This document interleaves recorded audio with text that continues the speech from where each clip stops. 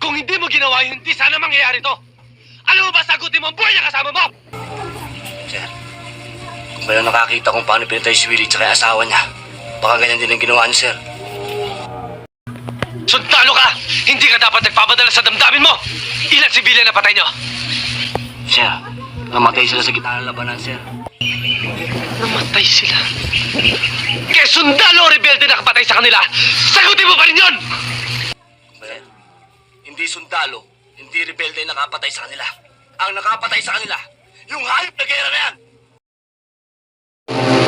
Karin nyo ng klase katwiran yan! Alam mo ba pwede kita yung court martial because of that? Ano? Ano naman yan alam niyo, court martial eh? Ano kasi mga opisyal? Ha? Bago ka lang dito.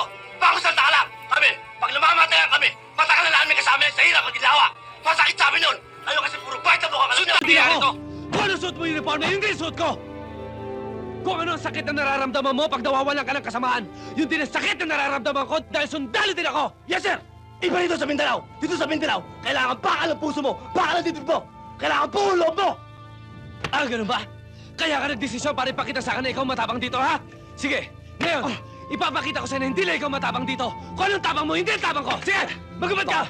Baka Sige! ma-stakit ako dyan, sir. Baka ma-stakit. Hindi off the record to! Sige! Sige, sir. Walang problema dyan. Kaya lang, baka magbago pa naman ang pag-iisip mo. Bibigyan pa kita na isa pang pagkakataon. Di ba, bade?